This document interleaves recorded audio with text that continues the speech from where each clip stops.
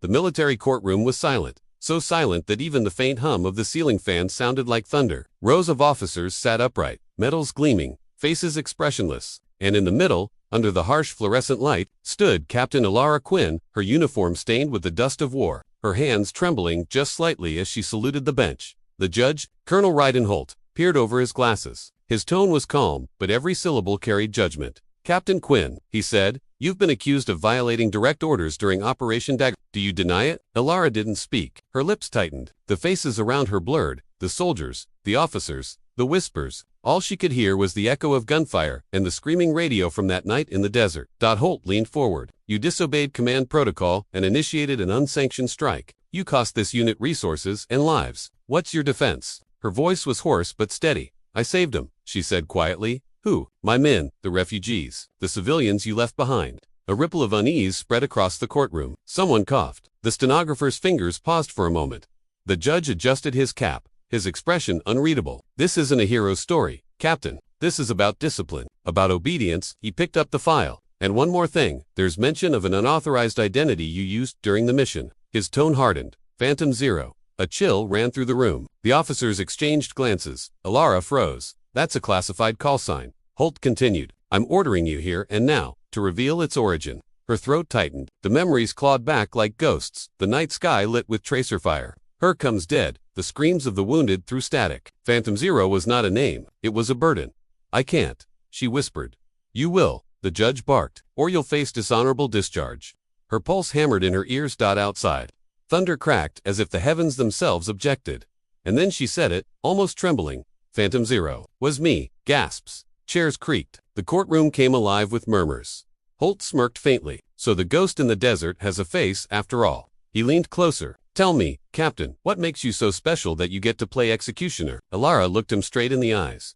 "I don't play," she said coldly. "I end wars before they start." The judge's smirk faltered. He had no idea that in the next few minutes, this woman, the one he just humiliated, would dismantle his entire career without lifting a finger. The moment the words "Phantom Zero was me" left her mouth, a storm erupted inside the courtroom. Reporters from the military press whispered furiously. Officers leaned to one another, and Colonel Holt banged his gavel. "Order," I said, "order in the court." But the order was gone, just like the silence she had walked into. Elara stood still, eyes forward. She'd faced missile fire, insurgents, and betrayal. But this was a different battlefield, one of politics, pride, and power. Captain Quinn Holt's voice cut through the chaos. "You're admitting to operating under an unauthorized identity. That's espionage of his conduct." He flipped through the classified folder, pretending to read words he didn't understand. "Phantom Zero," he said again, his tone dripping with mockery. "Tell me, why choose such a melodramatic name? You think you're some kind of legend." Elara exhaled slowly. "I didn't choose it, sir." "Then who did?" Her eyes darkened. "The people who buried me alive." Holt froze for a fraction of a second. "Explain yourself." She didn't. Instead, her gaze drifted upward to the military insignia above the judge's head. The eagle, the shield, the motto, truth before honor. She almost laughed at the irony. He slammed his palm on the desk. "Captain Quinn, you're under oath. Speak clearly." Her jaw tightened. "Permission to show evidence." "Sir." The courtroom hushed again. Holt narrowed his eyes. "Evidence of what?" "Of why Phantom Zero existed." The bailiff hesitated as she handed over a small encrypted data drive. Holt gestured for the tech officer to plug it into the screen. Within seconds, the projector lit up grainy footage from a drone camera. The timestamp read 3:17, Operation DAGGERFALL. The screen showed chaos, burning vehicles, smoke rising, soldiers trapped under collapsed debris. Holt frowned. "We've seen this footage." Elara's voice cut in. "No, you've seen the edited report." She nodded toward the corner of the screen. "Playframe 472. The tech officer froze the image, zoomed in. The judge leaned forward. Then he saw it. A convoy of unarmed refugees, women and children, herded at gunpoint by rogue mercenaries, and behind them, U.S. soldiers retreating under radio silence. "That's impossible," one officer whispered. Holt's jaw tightened. "Who recorded this?" "I did," Elara said quietly. "When command abandoned us," gasps rippled through the rows again. She stepped forward. "When the comms went dead, I used an off-grid satellite link. I called in the airstrike myself, saved every civilian in that camp, but headquarters buried the footage. They said it never happened. They called me a ghost." Her eyes glistened, but her voice stayed steady. "They called me Phantom Zero, the ghost soldier who didn't exist." Holt's fingers clenched the edge of his desk. "Even if what you say is true," he hissed, "you violated chain of command. You don't decide when to act." Elara tilted her head, a faint, bitter smile appearing. No, sir. But someone had to, when command failed too. The room fell into an icy stillness. Even Holt could feel it, the shifting tide of respect, the officers beginning to doubt him. The quiet realization that maybe Phantom Zero was not a villain, but a hero buried by bureaucracy. And as the projector light dimmed, one thing became clear. This was no longer a trial, it was a reckoning. The lights flickered as the projector powered down, leaving a heavy silence that pressed against every chest in the room. Elara stood still, her eyes fixed on the blank screen. She knew this was only the beginning, the calm before the storm she had just unleashed. Colonel Holt leaned back in his chair, trying to regain control. His voice was sharp again, but there was a crack in it now, barely noticeable, yet enough for a trained soldier to sense weakness. "Captain Quinn," he said, forcing authority into his tone, "your little performance doesn't change the facts. Unauthorized missions, untraceable comes, false identities. That's treason, not heroism." Elara's lips curved into the faintest smirk. "Then you'd better arrest every ghost who saved your men while your orders got them killed." A murmur spread through the officers seated behind her. Holt slammed the gavel, the sound echoing like gunfire. "Enough," he shouted. "You think you can challenge military protocol with your sob story. You were trained to follow orders, not rewrite them." Elara took a step forward. "And you were trained to protect truth, not bury it." For a moment, neither spoke. The only sound was the faint hum of the air conditioner. Holt's face reddened. He turned to the bailiff. "Remove her." But before the bailiff could move, the tech officer still near the projector spoke softly. "Sir, you should see this." The room tensed. Holt's glare shifted. "What now?" The tech pointed to the monitor. The drive she provided, it's accessing a live database. Classified level Omega. The courtroom froze. Elara's voice was calm, almost eerily so. "It's not a drive," she said. "It's a key." Holt's breath caught. "A key to what?" She met his gaze. "To everything you've tried to hide." The projector flickered again. Suddenly, encrypted files appeared. Operation logs, classified communications, mission reports, marked restricted, command eyes only. And at the top, one document glowed red. Directive 9A, Civilian Evacuation Protocol Override authorized by Judge Advocate General Colonel Ryden Holt. The audience gasped. Holt's face drained of color. "That's impossible," he muttered. "Those files are sealed." Elara's voice carried across the room like a blade through fog. "They were sealed because you signed them. Sir, you authorized the retreat that left 128 civilians behind. I have your voice authorization embedded in the file. Phantom Zero only acted because you didn't." The words hit like a detonation. The courtroom filled with shocked whispers. Heads turning toward the judge who only minutes ago seemed untouchable. "You hacked a secure network."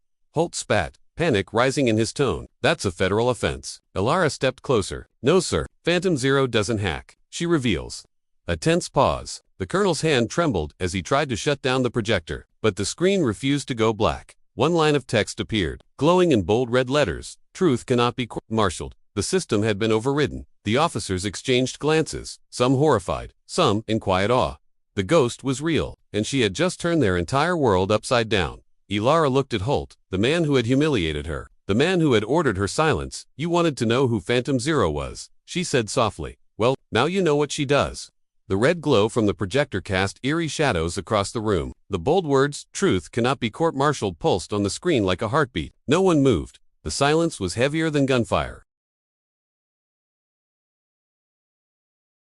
Colonel Holt's breathing quickened. His hand hovered over the console, desperate to shut down the system. "Turn it off," he barked, but the tech officer's trembling voice replied, "Sir, I can't. It's remotely locked. Someone else is controlling it." Elara's calm voice cut through the chaos. "Correction, not someone else." All eyes turned to her. She stepped forward, the metals on her chest catching the red light like embers. "Every file in that drive," she said, "is mirrored on the military's central archive. The second you inserted it, it started broadcasting to every internal division command, intelligence, the media department. You can't bury it this time." Holt's face twisted. "You, insolent." He rose, slamming his hand on the desk. "You think you can humiliate me in my own court? You're finished, Captain." Elara didn't flinch. "You already finished yourself, sir, the moment you signed Directive 9A. He froze. The truth he'd tried to bury was now alive and roaring. The officers who once sat silently now stared at him like strangers. Brigadier Mason, seated at the back, finally spoke. "Colonel Holt, is this true? Did you override the evacuation order?" Holt's mouth opened, but no words came out. Sweat rolled down his temple. I acted under pressure, strategic constraints." "Strategic?" Elara snapped, her voice cracked with restrained fury. "You left civilians to die. You called them collateral." Her words were sharp as glass. "You don't get to use that word and still call yourself a soldier." Holt slammed the gavel again, his voice trembling with rage. "Guards, detain her." But no one moved. The guards stood frozen. looking between their superior and the woman who had just exposed a buried truth. For the first time, rank meant nothing. The room was divided not by authority, but by conscience. Elara's voice softened, low and steady. You wanted my call sign. You wanted to know who Phantom Zero was. But you never asked why she existed. Her gaze swept across the room. She existed because this system failed the people it was sworn to protect. Because someone had to do the right thing when the right thing became illegal. The large screen flickered again, revealing more internal memos, chain of command, transcripts, private communications stamped with Holt's signature. His corruption unfolded like an open wound. One officer whispered, "Sir, the tribunal will see this." Holt turned pale. "This is treasoners and yours if you don't arrest her now." But Mason stepped forward. "No, sir. This is justice." Holt's jaw trembled. His authority, once unshakable, was collapsing in real time. He stumbled back into his chair, eyes wide, a man watching his own career burn. Elara turned slowly toward him, her voice a calm whisper that cut through the air. "You tried to erase me, Colonel. But ghosts don't disappear. They haunt." The screen behind her dimmed, and for a long, breathless moment, the only sound was the hum of the projector cooling down like a dying machine, exhaling its last breath. Then, softly, the bailiff spoke the words no one expected to hear. "Captain Elara Quinn, you are dismissed from charges. Effective immediately." A quiet murmur of relief swept through the crowd. Elara lowered her head in respect, not to the court, but to the fallen who couldn't stand there. Beside her Dodd and Holt, the man who had forced her to reveal her call sign could only stare as everything he built turned to ash before his eyes. The courtroom was nearly empty now. The officers had left in silence, the whispers fading down the corridor like the last echoes of a storm, only the sound of rain against the tall windows remained slow, rhythmic, almost peaceful. Elara Quinn stood alone at the defense table, her cap in her hands, her reflection faintly visible in the polished floor. The chaos was over, but the victory didn't feel like triumph. It felt like release. Colonel Holt sat slumped in his chair, head bowed, stripped of his insignia. The once proud symbol of justice on his chest now looked like an empty medal for silence. He didn't look at her when he spoke. "You ruined me," he said quietly. Elara's voice was gentle, almost sorrowful. "No, Colonel, you ruined yourself the day you forgot what justice means." He looked up at her then, tired, defeated. Smaller than the man who had once demanded she bow before authority. "You think the world will remember you as a hero," he hissed. She shook her head slowly. "No, they won't remember me at all. That's the point." He frowned. "What does that mean?" Elara placed her cap back on, straightening her uniform with quiet precision. "Phantom Zero isn't a person," she said. "It's an idea, a reminder that truth doesn't need a name to survive." She turned toward the door. The light from the hall cast a halo along her shoulders, rainwater glistening on the window behind her. For a second, she looked like a ghost again, the kind that disappears when justice is finally done. The bailiff approached nervously. "Captain Quinn, command requests your debriefing at 0900 tomorrow." Elara smiled faintly. "Tell command there is no more Phantom Zero." She paused, then added softly, "She's done her job." The bailiff nodded, unsure how to respond. As Elara stepped into the corridor, the air felt different, lighter, cleaner. The soldiers standing guard saluted her quietly, their eyes filled with respect. She didn't speak, didn't acknowledge it. Some victories didn't need applause. They just needed witnesses. She walked toward the exit, where the rain fell in silver sheets. The storm outside felt almost symbolic, washing the dirt of corruption away from the world she had fought to protect. Her earpiece beeped once. A voice came through, distorted but familiar. "Zero, you did it. The files are everywhere." The press picked it up. "The world knows." Elara smiled faintly, not proud, just at peace. "Then there's no need for Phantom anymore," she said, and then, as if closing a chapter of her life, she pulled the earpiece out, crushed it in her hand, and tossed it into a puddle. Lightning flashed across the horizon, bright and fleeting. She walked straight into the rain, her figure fading into mist. For a moment, the storm was silent, and then, from somewhere distant, across bases, across screens, across whispers in the ranks, the call sign echoed one last time. "Phantom Zero, mission complete. Thanks for being here till the end." If this story moved you, give it a like, subscribe for more real moments, and share your thoughts. I read every comment.